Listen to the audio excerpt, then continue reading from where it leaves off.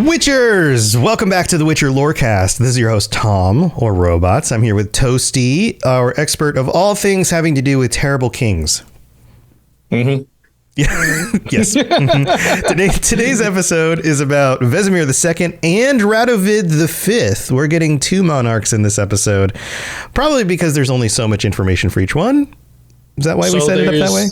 It's a weird thing. So there's really only, and it's going to be a split. This is going to end up being kind of a two-parter, because there's not a whole lot of information about Vizimir II, but there's a bit too much information about Radovid V for one episode. So we're going to talk about specifically, we're going to talk about Vizimir II today, all about him, and then we're going to talk about the canon, quote, canon stuff about Radovid V. Okay. And then next week we'll talk about Radovid with all of his like game appearances stuff. Right, because he continues on until the post-book era. Mm-hmm. So and then we're gonna, I mean, we've seen Vizimir in the show, is that right? Yeah, but we haven't seen Radovid. Have we seen Radovid? Much. Radovid is a wee lad in the show. A wee lad. Currently. Okay. A wee lad. Got it. All right. So where do we start? We're starting with Vizimir II. Vizimir. Lots of eyes. Yeah, a lot of eyes. So Vizimir II, known as the Just, was the king of Redania and son to Heribert. It's like Herbert, but with an I in the middle. Right. And Diana de Saint Villiers. Some of these names feel like the kinds of names people make up for their D&D campaigns, where they take like a regular name and then adjust it by like one or two letters. And you're like, this wizard's name is Billiam. It's not William? Mm-hmm. No, it's Billiam. Okay, Billiam, cool. Yeah. Right. I would say... Or Jarnathan in the D&D movie. I have not, still haven't seen it. Oh, dude. Jarnathan is there's a Jarnathan. There's a Jarnathan. God. Yeah, like we're going to wait for Jarnathan to show up. It's totally a callback to anybody's home D&D campaigns where you just take a name and make it a little bit weird to make it sound like a fantasy name. That's fair. Yeah. Not Vizimir in The Witcher. Vizimir with an I-Z-I instead of an E-S-E. Yeah. So King of Redania, not The Witcher, Vizimir. So. Right. All right. So I'm trying to say it enough to make a difference. So Vizimir. Yeah. I also default to Vizimir because Vizimir or Vizimir. I don't know if there's what kind of accent there is on a Z there. But all right. Anyways, let's talk about when he gets married to Harry Potter's owl. So he was married to Hedwig of Malleor, with whom he had three children, his son Radovid V and daughters Dalimira and Melina. So these were all like half owl, half human children? I don't know. I don't think so. Okay. I don't think so, no. I'll let the joke go. So three kids married to an actual human person. Mm-hmm. Three children. He wished to join the royal families of Redania and Temeria, and thus offered his daughter Dalimira to Foltest. The young king of Temeria refused, though, and so relations between the two kingdoms grew cold. I don't want to marry your kid. Get out of here. Yeah. Well, I mean, as we know, Foltest chose his sister over political arrangements. So, yeah.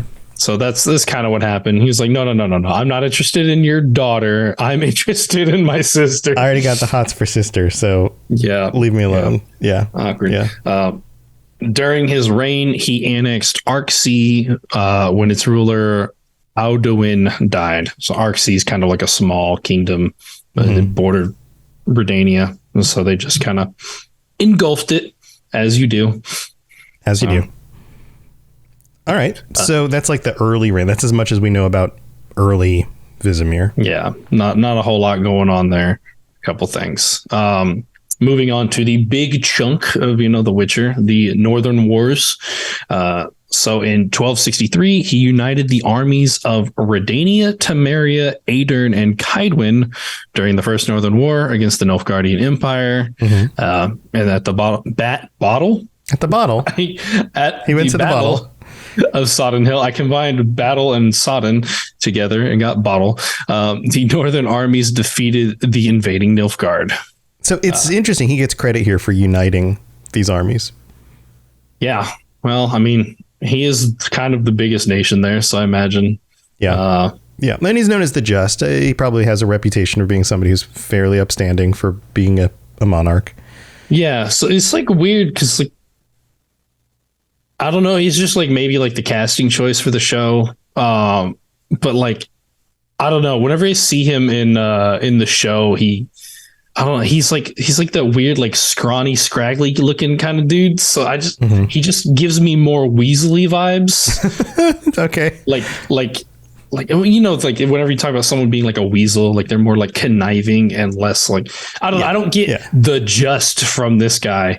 I get him as more of like, dude hosting bacchanals every other day. Like, I don't know. Right. Well, the show, some of the casting in the show is a little bit different than you would expect. Some of it's pretty solid, but some of it's different. So, yeah. After the war with conflict still present, Vizimir's actions against the Nilfgaardians forced Novigrad into Aya Stapulae. We talked about that before with like low or cheap items being flooded into the economy. So they kind of had to stop all trade so that they didn't tank everything, all their money. Right. And this is the break in the war at, that period of relative peace between the major conflicts. Yeah.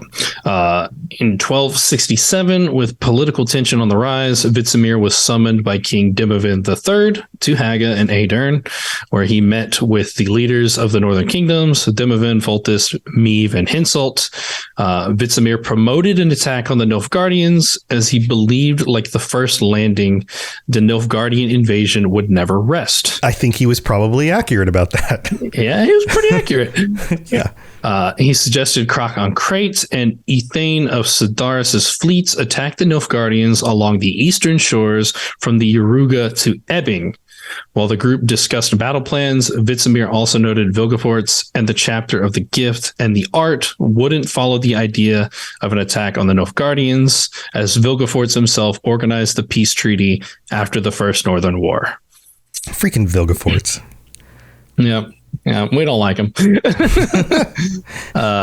He knew if Sintra were to be retaken, it had to be an independent Cintran ruler, not one of the other northern kings. And if Emir Var Imrys were to marry Ciri, they would lose the country to her royal blood. So he suggested she must die.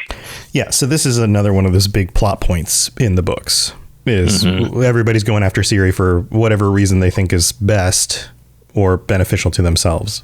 And Vizimir's reason is she has to die so that the bloodline doesn't bring that kingdom into the fold of the empire. Yeah, kingdoms follow blood, so you have to like keep that in count at all times. So, yep. Poor Ciri. And of course, we know this is different in the show because Tissaia was kind of the one to organize it, and then was also kind of the one to suggest that she had to die, I think. So Tissaia is kind of the one having all the ideas. And I think that also lends to the idea of him seeming like kind of like a partying, like Weasley asshole, because he's just following other people's ideas. He has. Well, he had these ideas in canon, but he's not having them in the show. They're giving them to other people. So it just kind of like doesn't put him as much to the forefront as he might have been there, because it sounds like he took control of most of the talking during the meeting at Haga. Like he was the one pitching the big ideas. It seemed like he was, of the kings or kings and queens of the monarchs, he was the one who they all kind of rallied around his ideas the most. He gathered them together and they kind of followed him. So as for his death, the night on the coup on Thaned Island, Vizimir was murdered by an elven assassin who was allegedly mentally controlled by Philippa Eilhart. Yeah, we talked about this on the Philippa episode, on the Dijkstra episode. Yeah. A year later, the Nilfgaardian military intelligence revealed the guilt of Philippa to Sigismund Dijkstra. Before he managed to arrest Philippa, however, she sent assassins to kill him and managed to escape, which will lend into a lot of Radovid's personality and his like motives for things. So if you play The Witcher 3, you know. Right. All right. So we talked a little bit about the Netflix stuff and how it is kind of different. Anything else to point out there? Yeah. So he was present during the failed execution of Kair, which obviously we know is a very show thing. This was not in the books at all. So it was a completely added thing. All of the Northern Kings were there. I think Foltest and Vizimir were like sitting next to each other, kind of shooting the shit while it was happening. Water cooler talk, you know? Yeah. So that magical scene where Yennefer decides to I took Yennefer and Cahir and put them together the same way you did those other words earlier. It's a very human brain thing. But Yennefer frees Cahir by cutting the chains with the axe instead, which you couldn't do. That would be ridiculous. You know, and then somehow there's a horse ready. Most convenently placed horse. Yeah. It's just like, oh, really? This scene. Okay, great. Wonderful. Yeah. I mean, yeah. Okay. Well, we'll leave that. Everybody knows our opinions about the We've had those show. episodes already, Tom. They don't need to hear it again. Yeah. Go back and listen to those. All right. So what else happens? So we also have the scene. King Vizimir was nearly poisoned and killed by two of his advisors, but Dijkstra came to his rescue, killing them both, stabbing one in the throat and poisoning the other. You know, makes them drink from the poison glass that he was trying to give to the king. He then revealed to the king that the Northern Kingdoms had formed an alliance based on their mutual hatred of elves, but that was no concern of theirs. With Calanthe gone, Dijkstra believed the time had come to make a play for Cintra. Yeah. Okay. And they're kind of on the hunt for Ciri as well, although not as much. I guess they haven't got to the point of kill her yet. But yeah, so they're just trying to find her. And then there was also a moment where King Vizimir and Dijkstra discussed their next move. Ciri would give them the rightful claim to Cintra, making Redania the most powerful kingdom on the continent. Unfortunately, unknown variables remained at Aretuza, but even without Dara, they remained in a strong position. Right. And so that's where we I think this is also the same scene, actually, but we basically only see him 3 times in season 2. I don't recall seeing him at all in season 1, but we may see him like right at the end with like whenever all the troops show up to the Battle of Sodden Hill. But I vaguely remember just Foltest, but it's been a minute since I watched him. But essentially, you see him like in this scene in season 2. We see him at the beheading. We see him in this scene with Dijkstra, and then we see him at the end, but I don't think he talks. Or maybe he's like angry yelling at Tissaia or something. Right. Yeah. So if we do see him in season 3, it's probably going to be his death scene. Probably, maybe a little bit like extra like plotting or something. Maybe if we start with an extension of like this meeting at Haga, I don't know. Yeah, I could see that. The whole like, you know, like, oh, things are dire for Ciri and here's why. And then like all of the monarchs talking about that she needs to die or something. Yeah. And then the next time we see him, he's dying. Yeah. That sounds about, there may be some more like, you know, politicking during like right before the coup on Thaned or something. But yeah, I don't expect to see a whole lot out of this guy. Yeah, that makes sense. All right, well, that's basically it for Vizimir, but we've got Radovid to talk about when we get back from the mid-break, so don't go anywhere. We'll be right back. Very well. Let us get this over with. Something has infested my vineyard. Great. Let me go prepare my something oil then. So this is where we get to thank our patrons, and thank you to all of our patrons for your support. We don't have any new patrons this week, but if you'd like to join us on the Patreon, get ad-free episodes, join us for patron chats, t-shirts, stickers, a bunch of other stuff, then head over to patreon.com/WitcherLorecast. But we do get to shout out our higher vampire tier patrons, Ben of Temeria and Jared M. Thank you so much for your support, and to everybody who helps support this show. Also, if you leave a 5-star review on Apple Podcasts, we will read it out in a future episode. And Toasty, I don't remember if we did this one. This one came in technically before we recorded the last episode, but I don't remember reading it.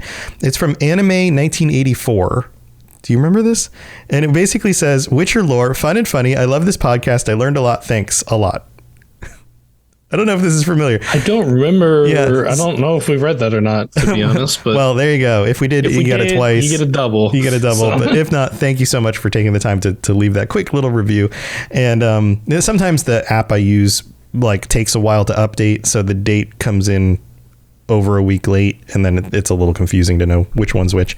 But thank you for taking the time to do that. And also, if you listen on Spotify, feel free to give us 5-star ratings over there. That helps as well. And then you can even answer the little questions that show up for the episodes, asking about what you thought about that episode. So leaving positive comments in there, also very helpful. So thank you to everybody for your support. Let's get back to the rest of the show.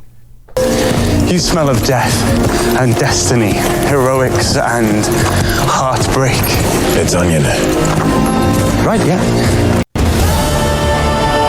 Well, before we get too into it, I don't know if you want to ban the Doge hype or whatever. Yeah, I noticed the bot. Yeah. Whatever. It's just going to go away. Nobody's going to respond to it anyway. All right, we're back.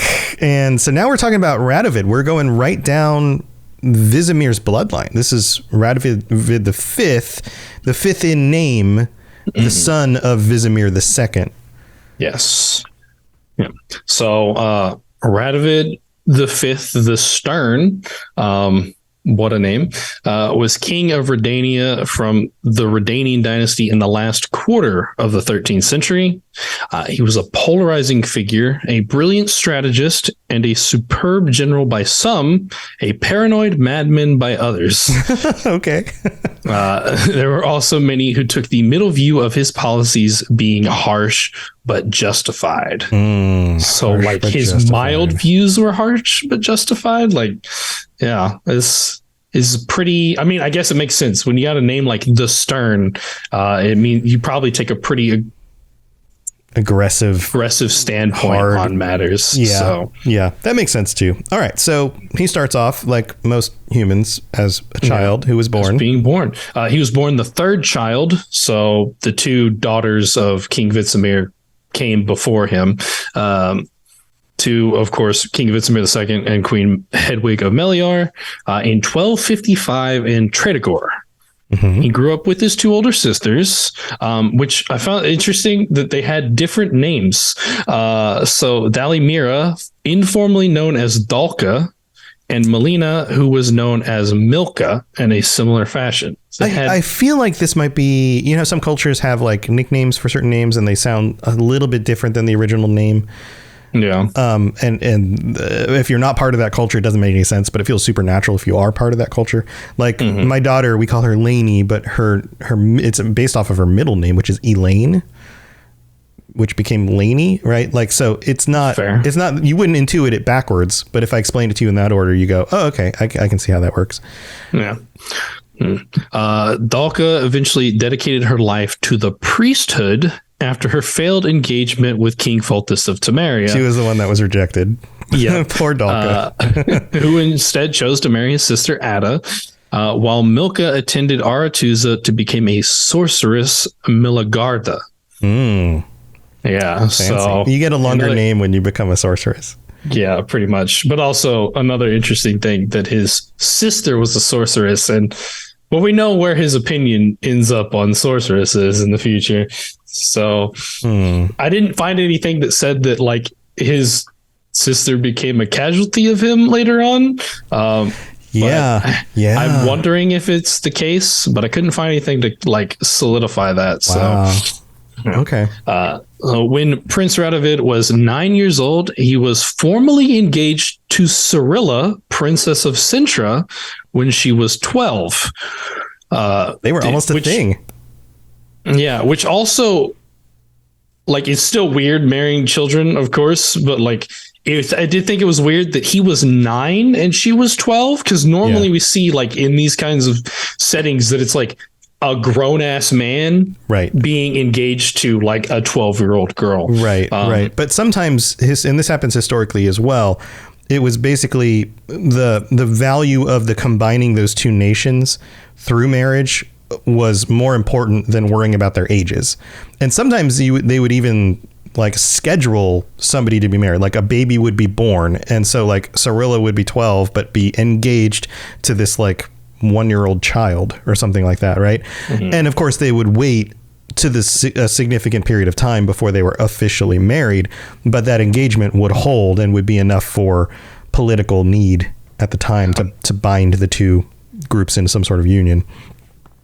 The engagement was formalized between his father and Queen Calanthe, but the king broke the engagement off after half a year without giving any explanation, and Ciri and Radovid never even had a chance to speak to one another. Weird. I wonder what Vizimir's basically never even justification was for that. Yeah. Yeah, I couldn't find out. It was interesting.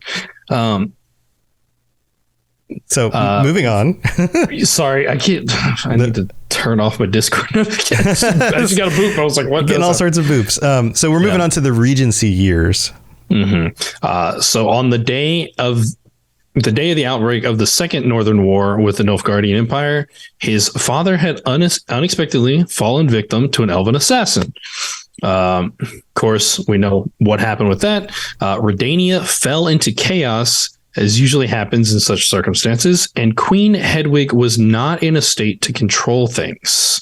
So she didn't have, I don't know if she was, it sounds like not in a state, sounds like her, like she was grieving. So she wasn't in a position to like take power because of her grief. Yeah. Her mental or emotional well-being was just not there. So things had to pass on to somebody else to make decisions. The aristocracy started to organize itself into factions, attempting to tear some land out for each and every one of them. Several practically licked the boots of Nilfgaardian emissaries led by Shallard Fitz Osterlin and were ready to rule with Nilfgaardian blessing, only to be caught off guard and stopped by the famous Redanian Secret Service, also known as Dijkstra. Right. Yeah. So wait, so to summarize this, the aristocracy all strive to take power for themselves now that the kingdom or the king, the line of the king was in turmoil, I guess you can say, right? Yeah. And Dijkstra was the one who holds them together, basically stops them from breaking apart. Doesn't necessarily like unite them, but stops this is almost like a coup. Like these individual wealthy people are all vying for power, and maybe one of them could take the kingdom, but if not, they could take their own lands and just not have to report to a king themselves, that kind of thing. It's like I don't know if they were like really attempting to rule, or more like it sounds like they were just basically like, okay, Redania is going to collapse anyways. Let's all like take out our little like pieces of it. Right. Like, let's all grab our little part.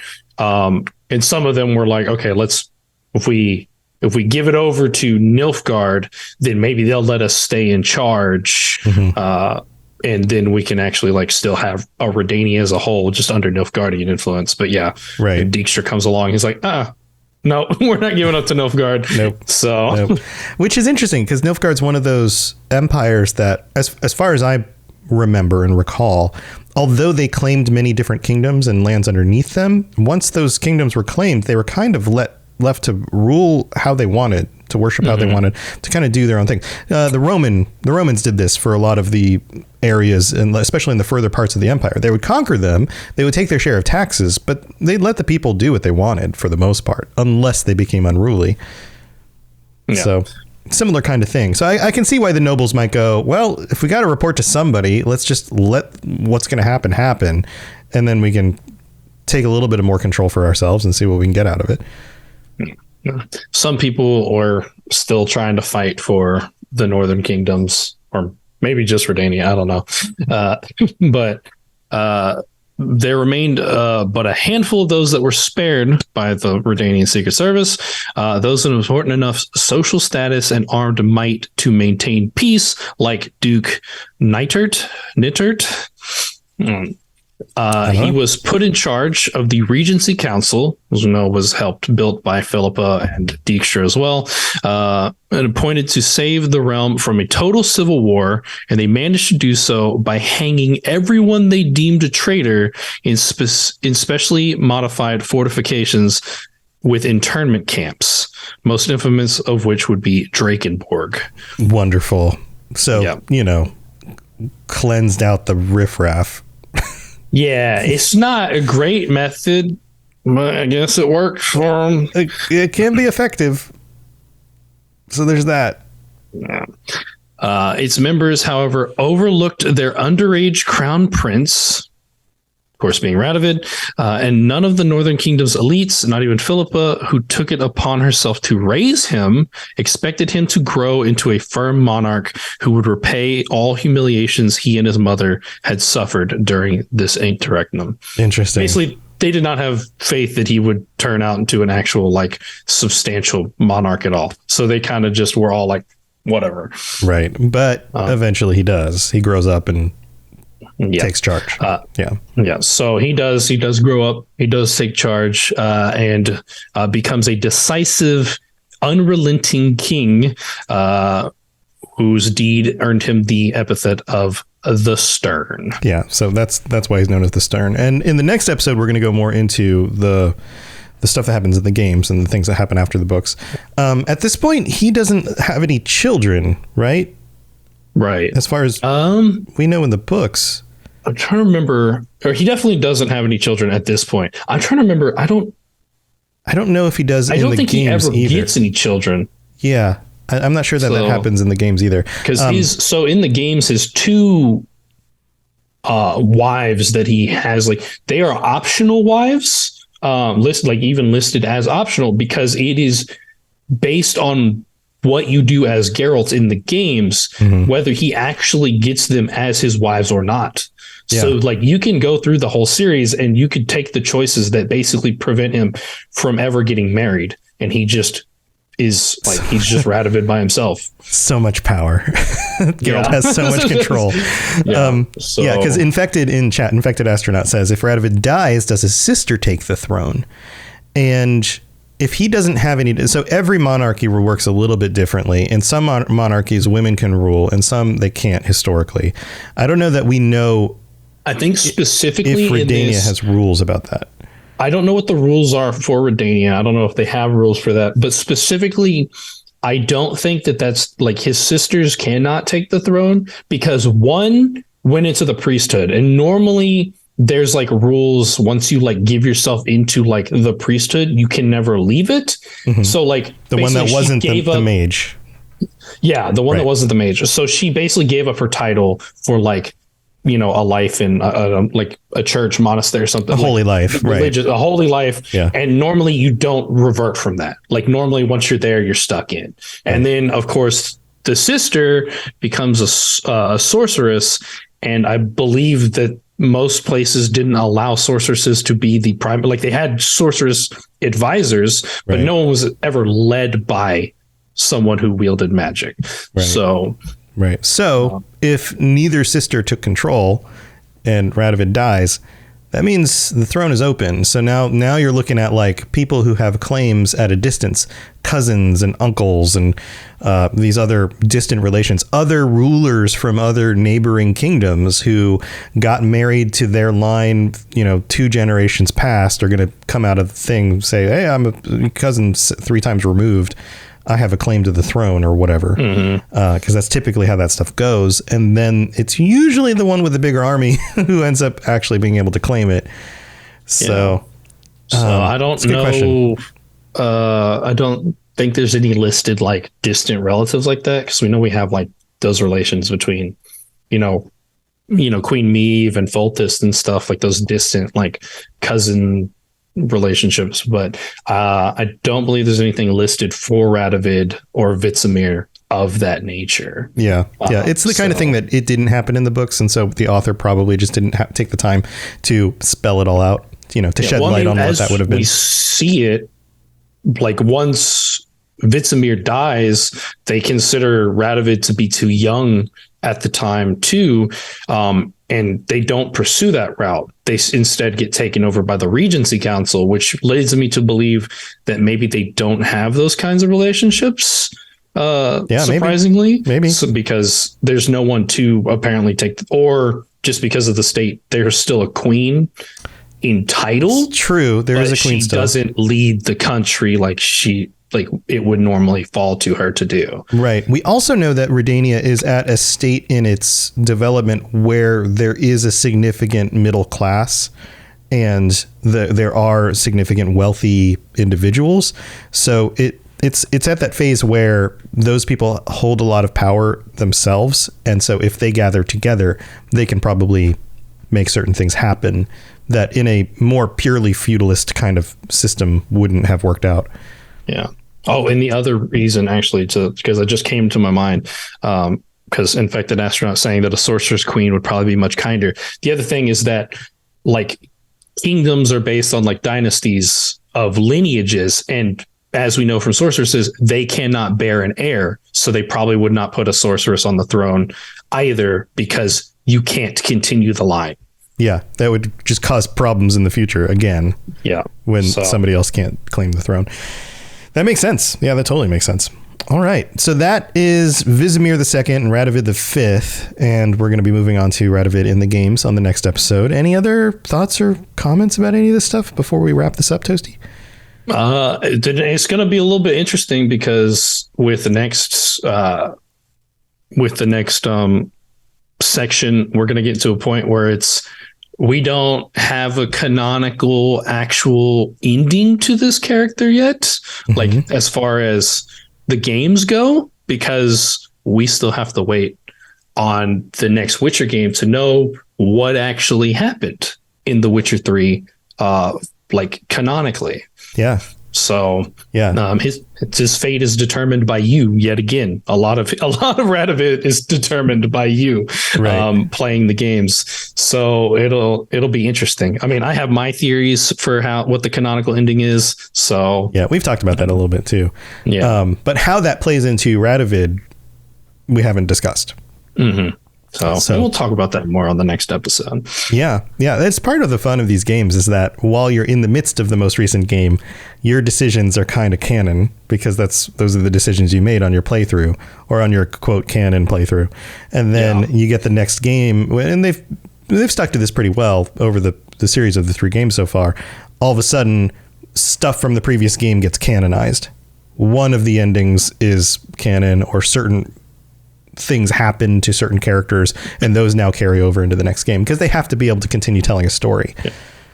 Yeah. So. I also think specifically he's one of the, I don't think he's the only one we talked about, but like it's not coming directly to my mind, but he's one of the few characters we've had that's had a bit of a role in all of the games. Because he's in Witcher 1, 2, and 3, and he is probably, if not the first, one of the first few that we've talked about where there's a decision that affects him in every single game. That's interesting. Yeah. So that's cool. All right. Well, we'll be getting into that next time. Also, he's in stuff like Gwent. Was he in Thronebreakers? I don't think so. That's before him, isn't it? Like chronologically. That might be before him. I don't think he was in Thronebreakers. Yeah. Every so often I think about Gwent and I'm like, I should go play that again. Yeah. And Gwent's really just like, it just gives us little like snippets, like, of like lore with it. It's a card game. So right. Most of the stuff we're just getting like needle pieces of lore. Yep. That's true. All right, Toasty, what else do you have going on before we wrap this up? If you're a fan of Cyberpunk, I do the Cyberpunk Lorecast with Genesis, where we talk about Cyberpunk, the tabletop RPG, the games, a lot like how we do on this show. And then I also do the Cyberpunk Red live play podcast, Cyberpunk ''D, with the Fumbling for an Almighty Crit Gang. Awesome. Yeah, go check those out. There's links on the robotsradio.net site for Toasty shows and for my other shows and for all the other shows on the network. Lots of great stuff. If you're into other role-playing games or really gaming or nerd culture in general, there's all sorts of fun things. So if you're looking for more content, head over there. And my stuff's there as well. If you're into the Lord of the Rings or the Elder Scrolls or any of these other games, I have a few different series on those. So go check those out. And that's going to do it for this week, everybody. Thank you for being here. Thank you for joining us, chat. And we will see you next time when we talk more about Radovid in the games. And until then, stay safe on the path. See you later, everybody. Thanks for tuning in to the Witcher Lorecast. We'd love to hear about your experiences with the games and the books and the TV series and all your thoughts on everything. please check out the Robots Radio Discord and follow us on Twitter at Witcher Lorecast. You've been listening to a Robots Radio podcast. Smart shows for interesting people. Check out all the shows at robotsradio.net.